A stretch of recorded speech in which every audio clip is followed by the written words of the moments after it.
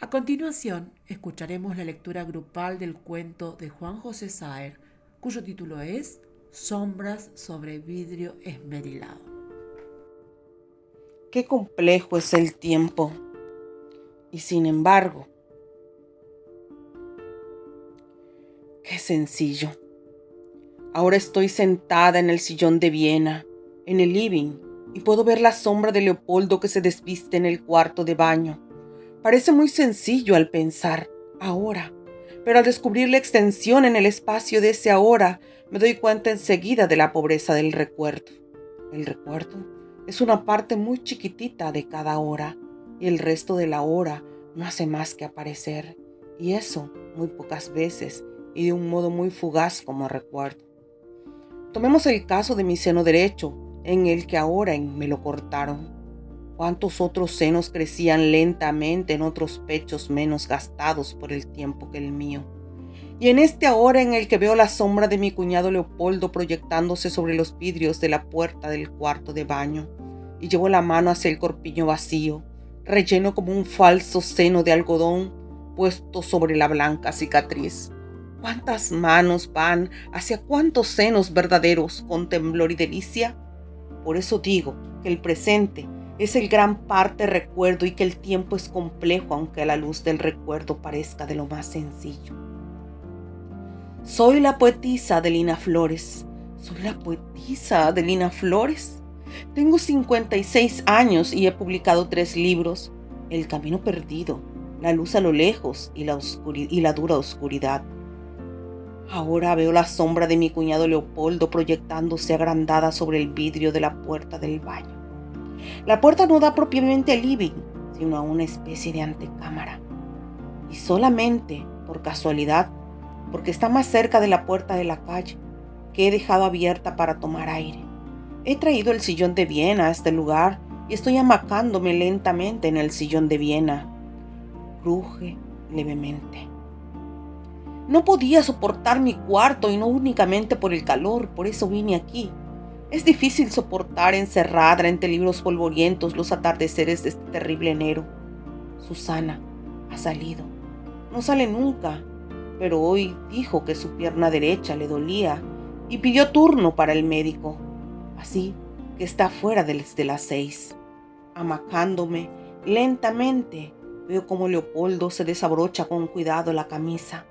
Se la saca y después se da vuelta para colgarla de la percha del baño. Ahora comienza a desabrocharse el pantalón. Advierto que tengo la mano sobre el puñado de algodón que le da forma al corpiño en la parte derecha de mi cuerpo. Y bajo la mano.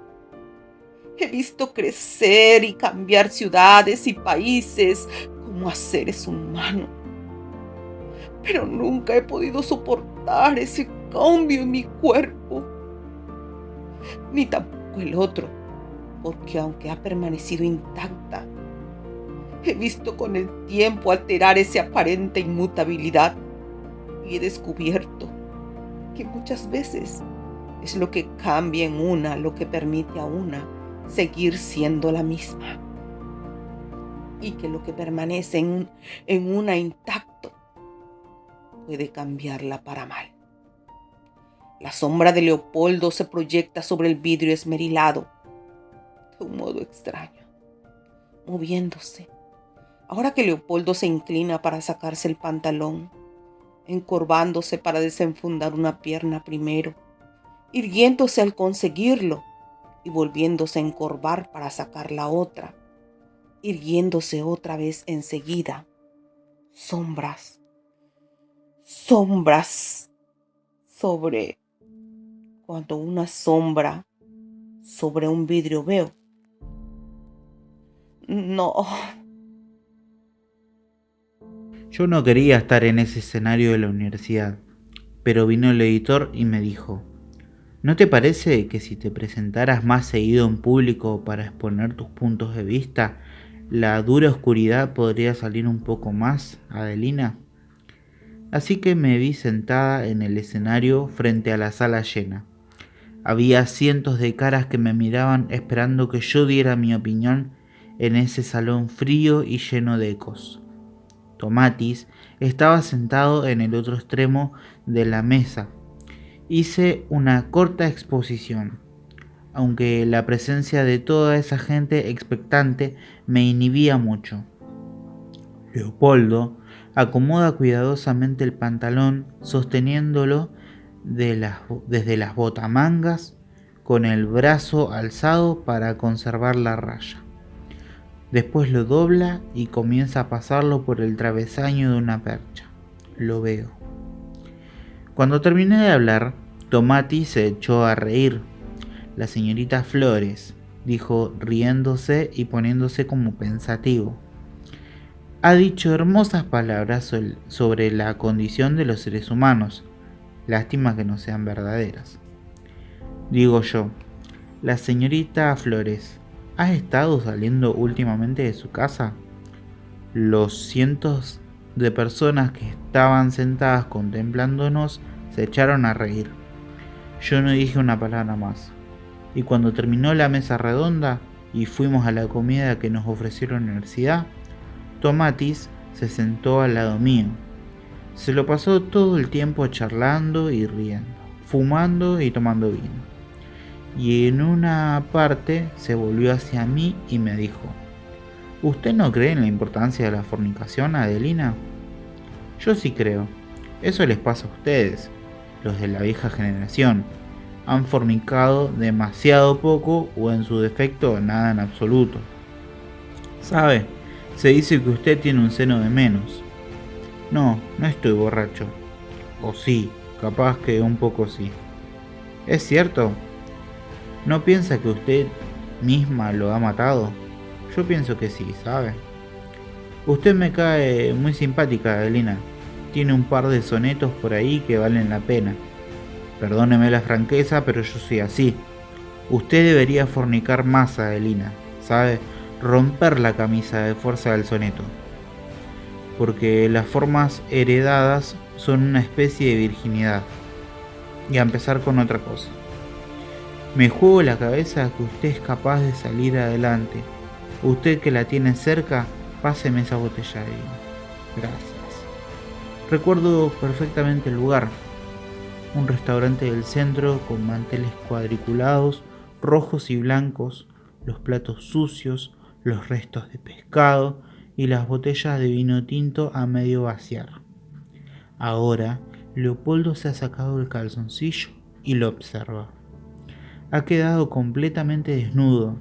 Se inclina para dejarlo caer en el canasto de la ropa sucia que está en el costado del baño junto a la bañadera. Puedo ver su sombra agrandada, pero no desmesuradamente, sobre los vidrios esmerilados de la puerta del baño que da a la antecámara. En este momento, únicamente esa sombra es ahora, y el resto de la hora no es más que recuerdo. Y a veces tan diferente de la hora ese recuerdo que es cosa de ponerse a llorar. Es terrible pensar que lo único visible y real no son más que sombras. Si pienso que en este mismo momento los bañistas se pasean en traje de baño bajo los árboles tranquilos del Parque del Sur, sé que eso no es ahora, sino recuerdo, porque es posible que en este momento no haya ni un solo bañista en el Parque del Sur, o si hay alguno, no esté paseándose precisamente bajo los árboles que yo creo recordar. Hasta es probable que estén todos echados en la arena de la playa o en el agua, mientras el sol del crepúsculo vuelve roja la laguna y dos chicos se tiran uno al otro una pelota de goma que retumba en medio del silencio cuando choca contra la tierra. Pero me gusta imaginar que en este momento en los barrios las chicas se pasean en grupos de 3 o 4 tomadas del brazo, recién bañadas y perfumadas, y que grupos de muchachos las contemplan desde la esquina. Puedo ver las calles del centro abarrotadas de coches y colectivos y a Susana bajando lentamente, con cuidado por su pierna dolorida, las escaleras de la casa del médico. Es como si estuviera aquí y al mismo tiempo en cada parte. Es tan complejo y sin embargo tan sencillo. Ahora vuelvo ligeramente la cabeza y veo la mampara que da al patio. Entreveo los vidrios encortinados y el último resplandor de la tarde que penetra en el living a través de las grandes cortinas verdes. También veo los sillones vacíos, abandonados. ¿Y cuántas veces nos hemos sentado en ellos Susana, Leopoldo, o yo, o las visitas, forrados en provenzal floreado? Las flores son verdes y azules sobre fondo blanco. Hay una lámpara de pie al lado de uno de los sillones, apagada. Pero yo me he traído el viejo sillón de Viena de mamá desde mi habitación y me he sentado en él. Estoy amacándome lentamente para que el aire de la calle atraviese el living y se impregne como agua fría o como un olor sobre mi cuerpo. Ahora que no veo la puerta de vidrios esmerilados del baño, ¿qué estará proyectándose sobre ella? Seguramente el cuerpo desnudo de Leopoldo, el cuerpo desnudo de Leopoldo. Pero, ¿en qué posición? ¿Tendrá los brazos alzados? ¿Se rascará el pecho con las dos manos? ¿Se tocará el cabello? ¿O se habrá echado ligeramente hacia atrás para mirarse en el espejo? Es terrible, pero ese ahora tan cercano no es más que recuerdo. Y si vuelvo la cabeza otra vez hacia la puerta que da a la antecámara, el ahora de los sillones de funda floreada, vacíos y abandonados, y las cortinas a través de las cuales penetra la luz crepuscular, no será más que recuerdo. Vuelvo la cabeza, ahora. La sombra de Leopoldo ha desaparecido. Ha de estar sentado haciendo sus necesidades. Veo una sombra sobre un vidrio. Veo una sombra sobre un vidrio. En el vidrio vacío no se ve más que el resplandor difuso de la luz eléctrica encendida en el interior del cuarto de baño. Es uno de esos días terribles de enero de luz cenicienta. No está nublado ni nada, pero la luz tiene un color ceniza, como si el sol se hubiese apagado hace mucho tiempo y llegara al planeta el reflejo de una luz muerta. Y mi sencillo vestido gris y mi pelo gris condensan esa luz húmeda y muerta y están como nimbados por un resplandor pútrido. Y como acabo de bañarme, no he hecho más que condensar humedad sobre mi vieja piel blanca, llena de vetas como de cuarzo. Tengo los brazos apoyados sobre la madera curva del sillón de Viena. Con el tiempo, si es que estoy viva, tomaré el color de la esterilla del sillón. Me iré volviendo amarillenta y lustrosa, pulida por el tiempo. En eso fundo su sencillez, en que solamente pule y simplifica y preserva lo inalterable, reduciendo todo a simplicidad. Me dicen que destruye, pero yo no lo creo.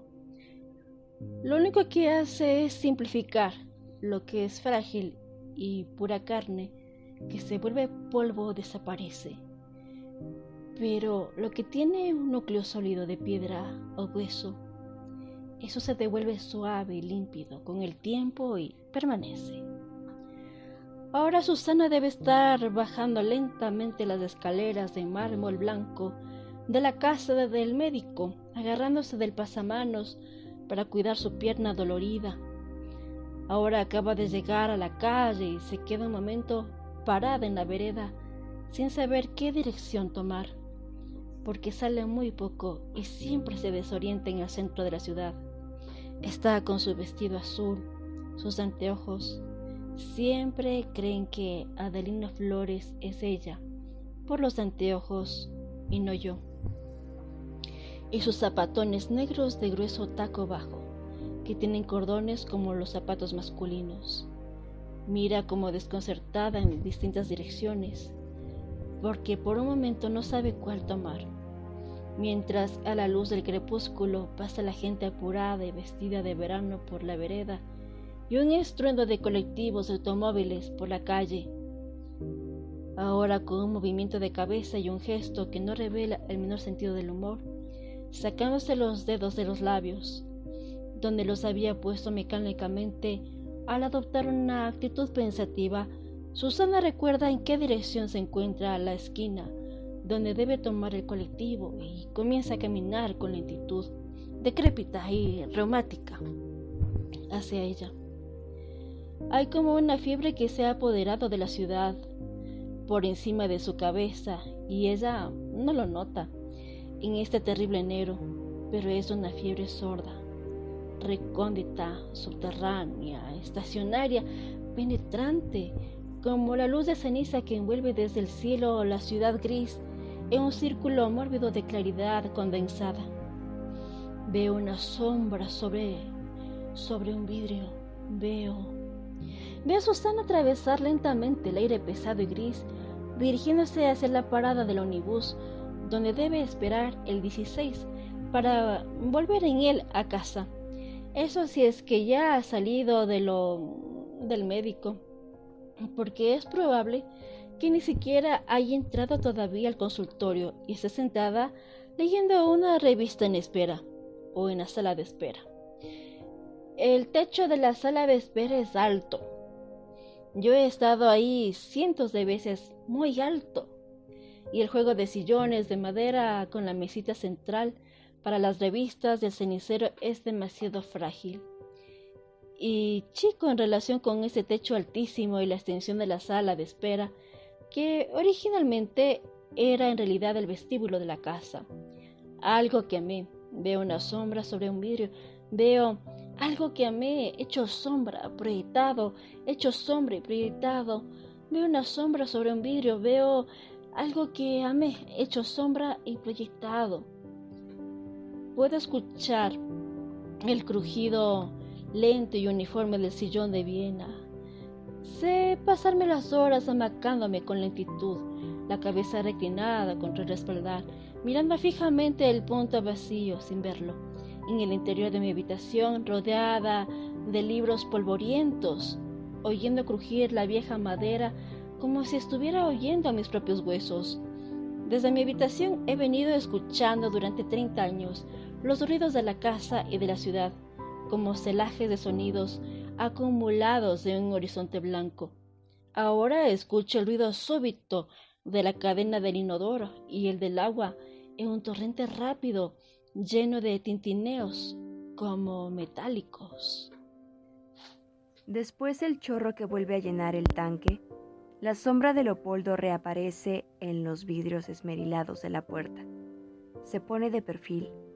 Ha de estar mirándose en el espejo. ¿Se afeitará? Veo cómo se pasa la mano por la cara. Han mantenido la línea durante tantos años, pero se ha llenado de endebles y fragilidad. Al amacarme, yendo para adelante y viniendo para atrás, la sombra da primero la impresión de que avanzara y después la de que retrocediera. Vino a mi casa por mí la primera vez, pero después se casó con Susana. Todo es terriblemente literario, en el reflejo oscuro. Fue un alivio, después de todo.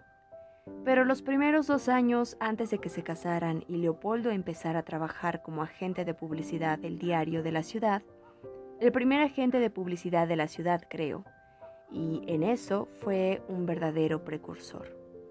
Los primeros 2 años nos divertimos como locos, sin descansar un solo día, yendo y viniendo de día y de noche por la ciudad, en invierno y verano, hasta un día cuya víspera pasamos entera en la playa, el que Leopoldo vino a la noche a casa y le pidió al afinado papá la mano de Susana después de la cena.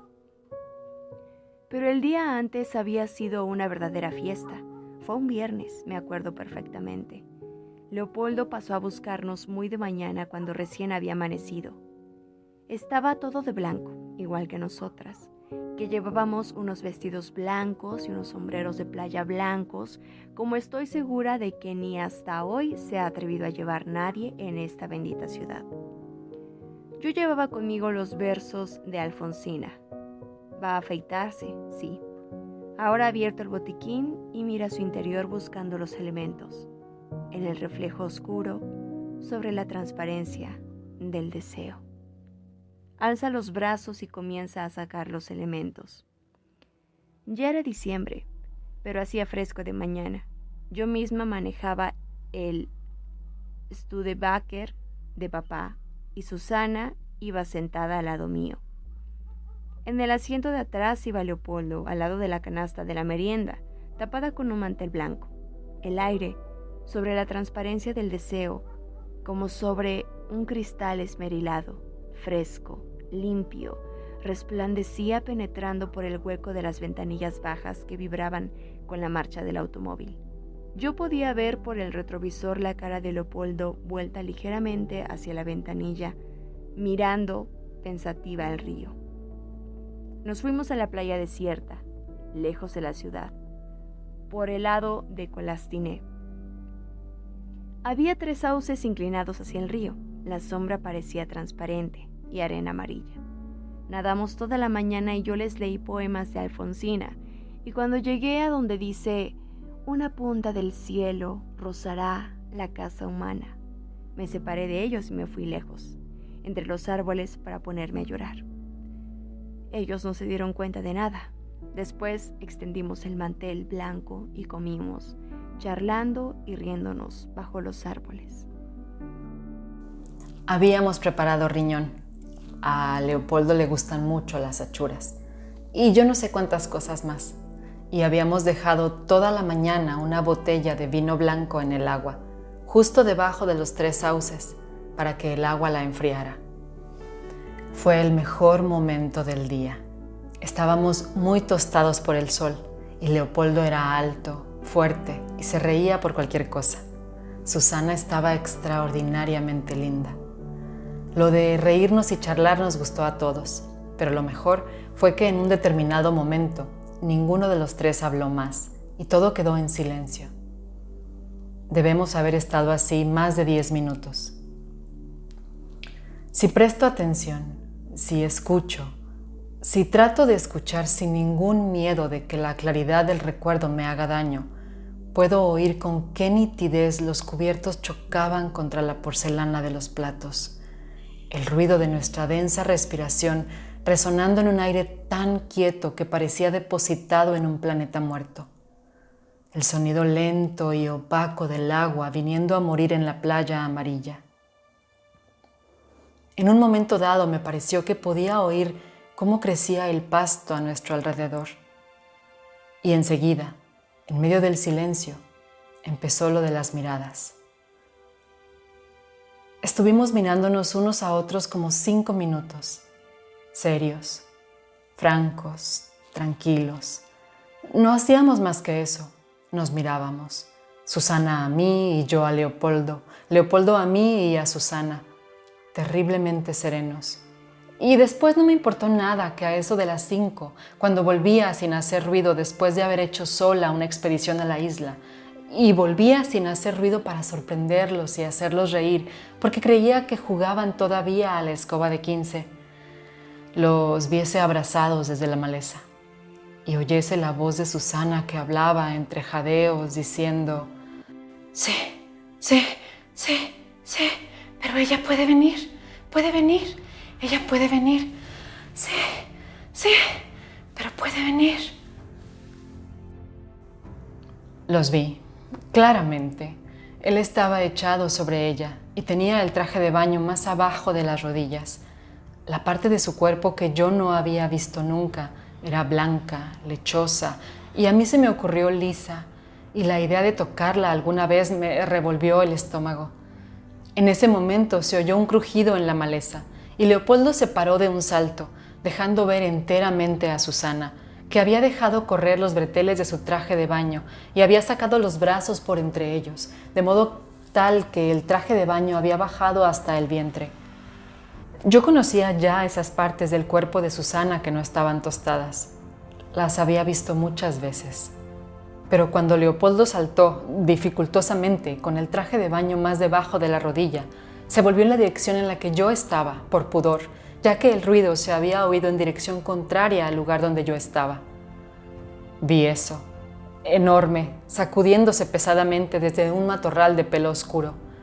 Lo he visto otras veces en caballos, pero no balanceándose en dirección a mí. Fue un segundo, porque Leopoldo se subió enseguida al traje de baño y se sentó rápidamente frente a Susana, y no pude ver en qué momento Susana se alzó el traje de baño, se acomodó el pelo y recogió los naipes. Pero ya lo estaba esperando cuando él se sentó, manoteando apresuradamente 2 o 3 cartas del suelo. Me quedé inmóvil más de 15 minutos, hasta que los vi tranquilos, y yo misma me sentí así. Después nos bañamos desde el crepúsculo hasta que anocheció. Me parece oír todavía el chapoteo de nuestros cuerpos húmedos que relumbraban en la oscuridad azul. Y al otro día, Leopoldo le pidió al pobre papá la mano de Susana. En este momento puedo ver cómo Leopoldo, imprimiendo un movimiento circular a su mano, se llena la cara de espuma con la brocha. Lo hace rápidamente. Ahora baja el brazo y la sombra de su cara sobre el vidrio esmerilado que refleja también la luz confusa del interior del cuarto de baño se ha transformado. La sombra de la espuma que le cubre las mejillas parece la sombra de una barba, un matorral de pelo oscuro. Alza el brazo otra vez y con la punta de la brocha se golpea el mentón, varias veces y suavemente, como si se hubiese quedado pensativo, pero eso no puede verse. Deja la brocha y después de un momento alza otra vez las 2 manos, en una de las cuales tiene la navaja y comienza a rasurarse lentamente, con cuidado. Lentamente, con cuidado, Susana ha de estar bajando ya las escaleras blancas de la casa del médico, en dirección a la calle. Va a pararse un momento en la vereda para orientarse, porque no va casi nunca al centro. La sombra de Leopoldo se proyecta ahora mostrando cómo se rasura, lentamente, con cuidado, con la navaja. Ahora cambia la navaja de mano y se pasa el dorso de la mano libre por la mejilla, a contrapelo, para comprobar la eficacia de la rasurada. Sé qué va a hacer cuando termine de afeitarse y de bañarse. Va a llevar la perezosa al patio, entre las macetas llenas de begonias, de helechos, de amarantos y de culandrillos, y va a sentarse en la perezosa en medio del patio. Va a estar un rato ahí, fumando en la oscuridad. Va a decir: ¿quedan espirales, Susana querida? Y después va a ponerse a tararear por lo bajo. Todos los anocheceres de septiembre a marzo hace exactamente eso. Después de un momento va a servir el primer vermut con amargo, y yo podré saber cuándo va a llenar nuevamente su vaso, porque el tintineo de hielo contra las paredes del vaso semivacío me hará saber que ya lo está acabando. En confusión, súbitamente, apenas, siento crujir los huecos del sillón de Viena. Apenas se ha afeitado y se ha bañado. Lo va a hacer. Va a llevar la perezosa al centro del patio de mosaicos, la perezosa de lona anaranjada, después de ponerse su pijama recién lavado y planchado, y va a fumar un cigarrillo antes de... Vi que estallaba, vi el estallar de un cuerpo y de una, y de su... La explosión, vi la explosión de un cuerpo y de su sombra. En confusión, súbitamente, apenas, vi la explosión de un cuerpo y de su sombra. La brasa del cigarrillo, un punto rojo, va a parecer un ojo único, insomne y sin parpadeos, avivándose a cada chupada. Y cuando escuche el tintineo del hielo contra las paredes frías del vaso, voy a saber que ha tomado su primer vermut con amargo y que va a servirse el segundo. El tiempo de cada uno es un hilo delgado, transparente como los de coser, al que la mano de Dios le hace un nudo de cuando en cuando y en el que la fluencia parece detenerse nada más que por la vertiente pierde linealidad, o como una línea recta marcada a lápiz con una cruz atravesándola de trecho en trecho, que se alarga ilusoriamente ante los ojos del que mira, porque su visión divide la línea en los fragmentos comprendidos entre cruz y cruz. Lo de la cruz está bien, porque cruz significa muerte. Papá y mamá murieron en el 48 y con 6 meses de diferencia uno del otro. El peronismo se llevó a papá, fue algo que no pudo soportar. Y mamá terminó 6 meses después que él, porque siempre lo había seguido. Después del primer año de casados, me dijo mamá en su lecho de muerte. Nunca tuvo la menor consideración conmigo, pero ¿qué puedo hacer sin él? Yo estaba con un traje sastre gris, me acuerdo perfectamente. Mamá se incorporó y me agarró de las solapas y me atrajo hacia ella. Tenía los ojos extraordinariamente abiertos y la cara pergaminada, llena de arrugas, y eso que no era demasiado vieja.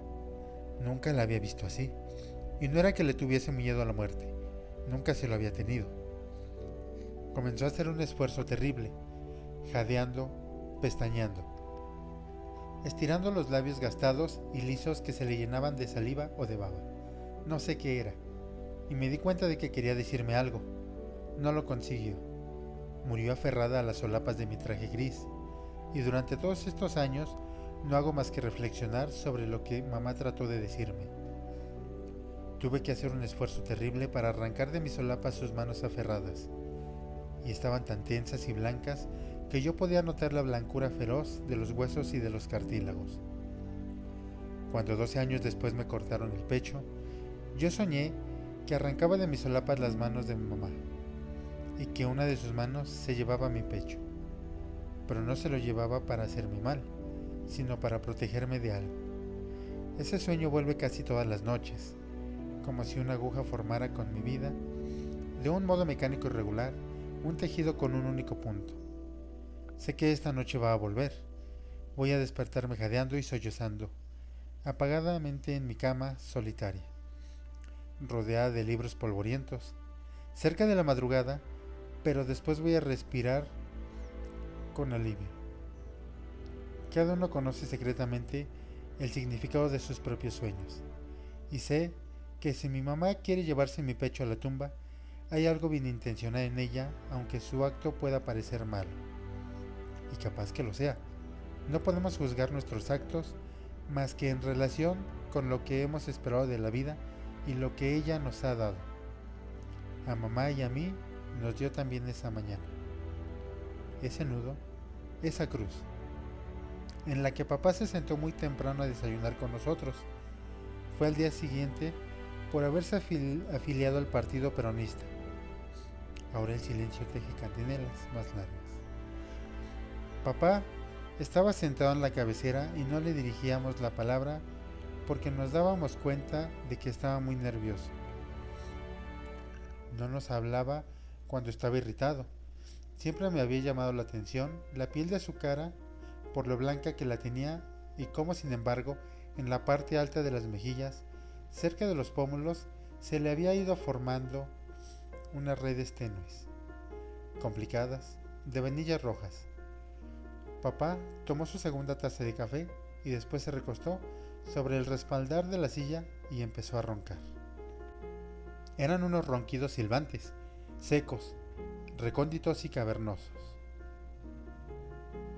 Primero vi la mosca recorriendo la red de vainillas rojas sobre la mejilla derecha, como una señal negra, desplazándose por una red ferroviaria dibujada en líneas rojas en un mapa proyectado en una pared transparente. Pero no empecé a murmurar. Mamá, mamá, sin desviar ni un momento la mirada del rostro de papá, hasta que no vi cómo la mosca comenzaba a bajar, con la misma facilidad con que podría haberlo hecho sobre una piedra, desde el pómulo hasta la comisura de los labios, y después entraba en la boca. No parecía haber entrado en la boca de papá, haber estado recorriendo el cuerpo de papá, sino nada más que una reproducción en piedra de él, porque ya ni siquiera roncaba. Ahora Leopoldo vuelve a cambiar la navaja de mano y sigue rasurándose. Cuando se inclina hacia el espejo para verse mejor, el perfil de su sombra desaparece, cortado rectamente por el marco de madera de la puerta, y sobre el vidrio se ve el reflejo difuso, como unas escaras de luz dispuesta de un modo concéntrico, puntillista, de la luz eléctrica. Me balanceo suavemente en el sillón de Viena. Doy vuelta la cabeza y veo cómo la luz gris penetra en la habitación a través de las cortinas verdes, empalideciendo todavía más. Los sillones vacíos saben estar ocupados a veces, pero eso no es más que un recuerdo. Con levantarme y llegar al patio y alzar la cabeza, podría ver un fragmento de cielo vaciándose en el hueco que dejan las paredes de musgo, agrisadas. Saliendo a la puerta, miraría la calle vacía, sin árboles, llena de casas de una planta, enfrentándose en dos hileras rectas y regulares, a través de la vereda de baldosas grises y de la calle empedrada. De noche, en las proximidades de la luz de la esquina, se ve relucir opacamente el empedrado. Los insectos revolotean alrededor de la luz, ciegos y torpes. Chocan contra la pantalla metálica con un estallido y después se arrastran por el adoquín con las alas rotas. Pueden vérselos de mañana aplastados contra las piedras grises por las ruedas de los automóviles. De noche sé escuchar su murmullo, y cuando había árboles en la cuadra, a esta hora empezaba el estridor monótono de las cigarras. Comenzaban separadamente, la primera muy temprano, a eso de las 5, y enseguida empezaba a oírse otra y después otra y otra, como si hubiesen habido 1.000.000 cantando al unísono. Yo no lo podía soportar. El haber cedido y venirme a vivir con ellos ya me resultaba insoportable.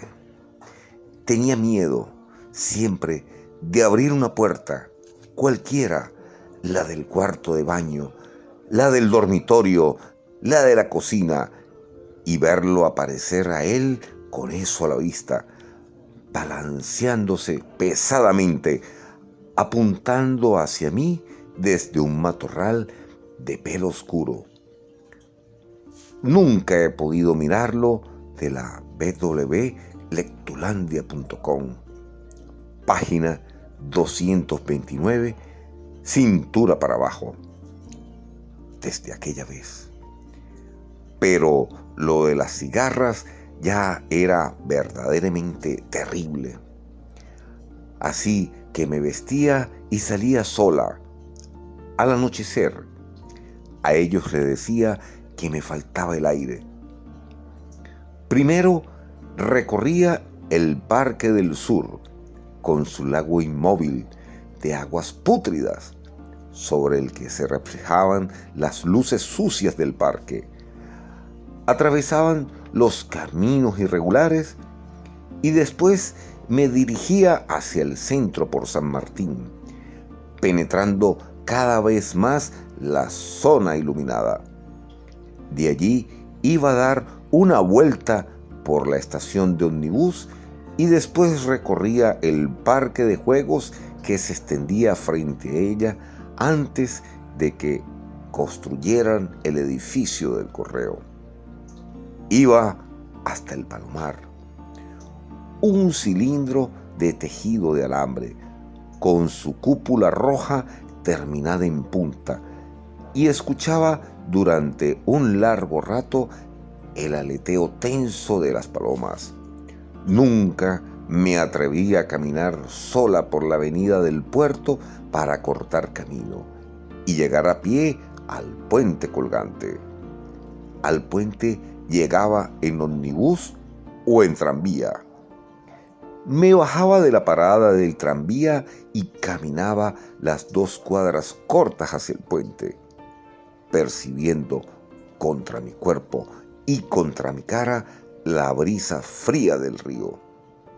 Me gustaba mirar el agua, que a veces pasa rápida, turbulenta y oscura, pero emite un relente frío y un olor salvaje, inolvidable.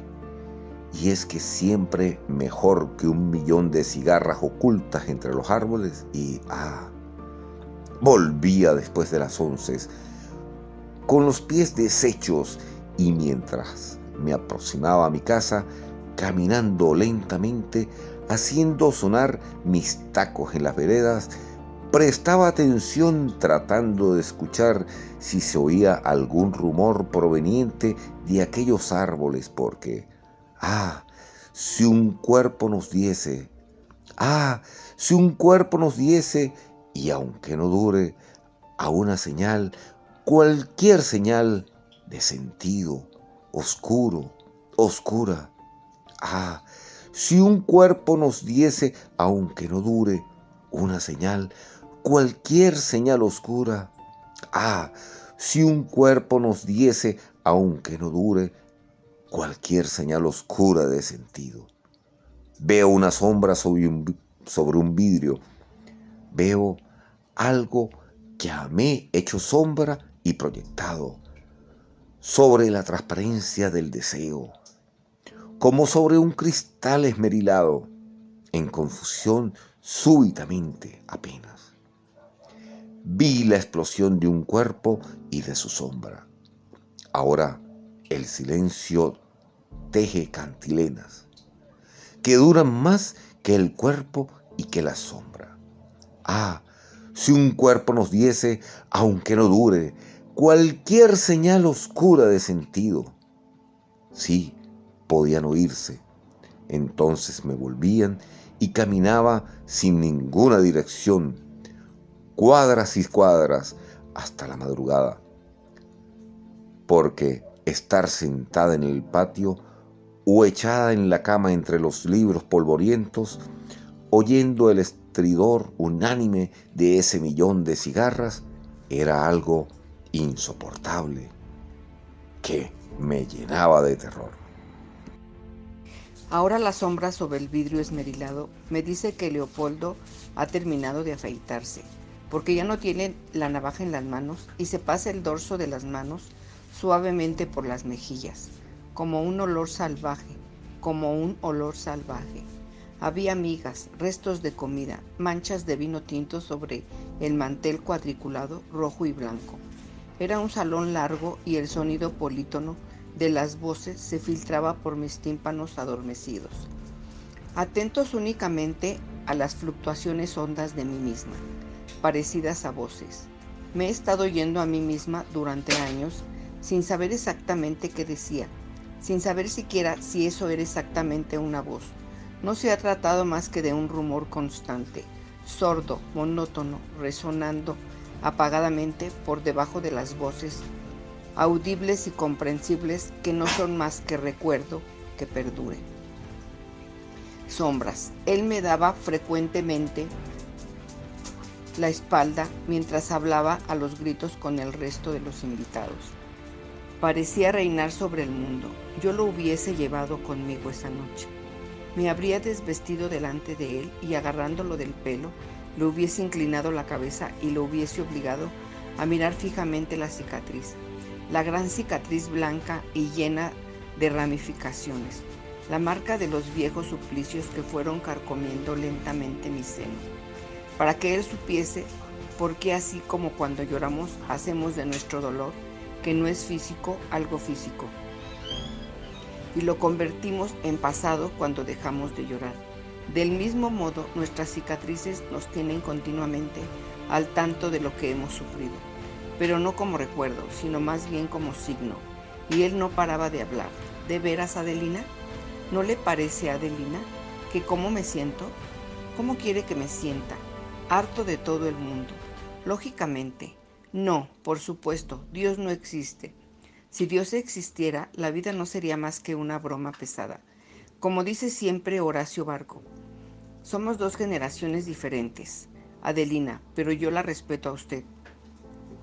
Me importa un rábano lo que digan los demás y sé que a la generación del 40 más vale perderla que encontrarla. Pero hay un par de poemas suyos que funcionan a las 1000 maravillas. Dirán que los dioses los han escrito por usted y todo eso, ¿sabe? Pero a mí me importa un rábano. Hágame caso. Adelina, fornique más, aunque en eso vaya contra las normas de toda una generación. Era una noche de pleno, contra 2 diligencias. Era una noche de pleno invierno. Los ventanales del restaurante estaban empañados por el vaho de la helada. Y cuando nos separamos, en la calle, la niebla envolvía la ciudad. Parecía vapor. Y a la luz de los focos de las esquinas, parecía un polvo blanco y húmedo. Una miríada de partículas blancas girando en lenta rotación. Apenas nos separábamos unos metros, los contornos de nuestras figuras se desvanecían. Carcomidos por esa niebla helada, me acompañaron hasta la parada de taxis y Tomatis se inclinó hacia mí antes de cerrar de un golpe la portezuela. La casualidad no existe, Adelina. Me dijo usted es la única artífice de sus sonetos y de sus mutilaciones. Después se perdió en la niebla, como si no hubiese existido nunca. Lo que desaparece de este mundo ya no falta. Puede faltar dentro de él, pero no estando ya fuera. Existen los sonetos, pero no las mutilaciones. Hay únicamente corredores vacíos que no se han recorrido nunca. Con una puerta de acceso que el viento sacude con lentitud y hace golpear suavemente contra la madera dura del marco o desiertos interminables y amarillos como la superficie del sol, que los ojos no pueden tolerar, o la hojarasca del último otoño pudriéndose de un modo inaudible, bajo una gruta de helechos fríos, o papeles, o el tintineo mortal del hielo golpeando contra las paredes de un vaso con un resto aguado de amargo y vermut. Pero no las mutilaciones. Las cicatrices sí, pero no las mutilaciones.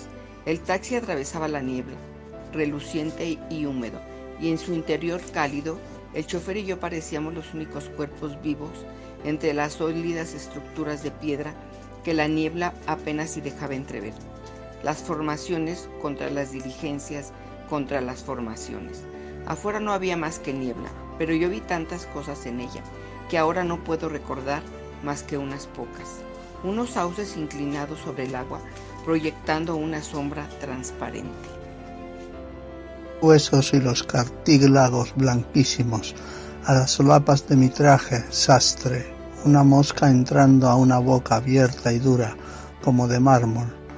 Algunas palabras leídas 1000 veces, sin acabar nunca de entenderlas. 1.000.000 de cigarras cantando inmonótonamente al unísono del olvido en el interior de mi cráneo. Una cosa horrible llena de venas y nervios apuntando hacia mí, abalanzándose pesadamente desde un matorral de pelo oscuro, una imagen borrosa impresa en papel de diario, hecha a 1000 pedazos y arrojada al viento por una mano enloquecida. Todo eso era visible en las paredes mojadas por la niebla, mientras el taxi atravesaba la ciudad, y era lo único visible. En este momento, y que por ese olor, en este momento Susana debe estar bajando lentamente, con cuidado, las escaleras de mármol blanco de la casa del médico.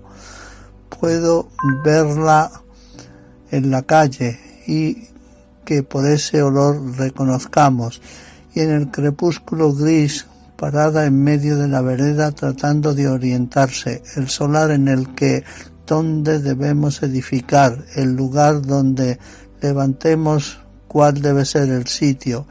Está con su vestido azul que tiene costuras blancas semejantes a hilvanes alrededor de los grandes bolsillos cuadrados y en los bordes de las solapas. Sus ojos marrones, achicados por las formaciones adiposas de la cara, como 2 pasas de uvas incrustadas en una bolsa de masa cruda, Se mueven inquietos y perplejos detrás de los anteojos. Está tratando de saber dónde queda exactamente la parada de colectivos. Leopoldo pasa ahora a la bañadera. Lo hace de un modo dificultoso, ya que advierto que su sombra se bambolea y se mueve con lentitud. Trata de no resbalar de la casa humana. Ahora Susana descubre por fin cuál es la dirección conveniente y comienza a caminar con dificultad debido a sus dolores reumáticos. Aparece envuelta en la luz del atardecer, la misma luz gris que penetra ahora a través de las cortinas verdes y se condensa en mi batón gris y a mi alrededor, como una masa tenue que resplandece opaca y se adelanta y retrocede rígidamente. Susana sube dificultosamente. Alguien la ayuda. Susana siente. ¿Cómo reconocemos en la cara el calor que asciende desde el motor del colectivo? Se tambalea cuando el colectivo arranca. Le ceden el asiento y ella se sienta con dificultad, agarrándose del pasamanos, sacudiéndose a cada sacudida del colectivo, tambaleándose, resoplando, murmurando distraídamente: gracias, sin saber exactamente a quién. Por los ramos. Estaba verdaderamente por los ramos de luz solar. Hermosa esa tarde, alrededor de las 5, cuando Leopoldo se levantó de un salto, moviéndose hacia mí con el traje de baño a la altura de las rodillas, la cosa balanceándose pesadamente, apuntando hacia mí, dejando ver al saltar las partes de Susana que no se habían tostado al sol. No era la blancura lisa y morbosa de Leopoldo, sino una blancura que deslumbraba. Pero no piensa en eso, no piensa en eso. No piensa en nada. Mira la ciudad gris, un gris ceniciento pútrido que se desplaza hacia atrás mientras el colectivo avanza hacia aquí. Leopoldo abre la ducha y comienza a enjabonarse. Todos sus movimientos son lentos, como si estuviera tratando de aprenderlos. De luz solar la piel de la mañana. Como si estuviera tratando de aprenderlos y grabárselos. Se refriega con duros movimientos el pecho, los brazos, el vientre, y ahora sus 2 manos se encuentran debajo del vientre y comienzan a refregar con minucia. Eso es lo que me dice su sombra reflejándose sobre los vidrios esmerilados de la puerta del cuarto del baño. Mis huesos crujen como la madera del sillón, pulida y gastada por el tiempo, mientras me inclino hacia adelante y vuelvo hacia atrás, amacándome lentamente, rodeada por la luz gris del atardecer que se condensa alrededor de mi cabeza, con el resplandor de una llama ya muerta, y que por ese olor reconozcamos cuál es el sitio de la casa humana, como reconocemos por los ramos de luz solar la piel de la mañana. Envío. Sé que lo que mamá quiso decirme antes de morir era que odiaba la vida. Odiamos la vida porque no puede vivirse, y queremos vivir porque sabemos que vamos a morir. Pero lo que tiene un núcleo sólido, piedra o hueso, algo compacto y tejido apretadamente, que pueda pulirse y modificarse con un ritmo diferente al ritmo de lo que pertenece a la muerte, no puede morir. La voz que escuchamos sonar desde dentro es incomprensible, pero es la única voz y no hay más que eso. Excepción hecha de las caras vagamente conocidas y de los soles y de los planetas. Me parece muy justo que mamá odiara la vida, pero pienso que si quiso decírmelo antes de morir, no estaba tratando de hacerme una advertencia, sino de pedirme una refutación.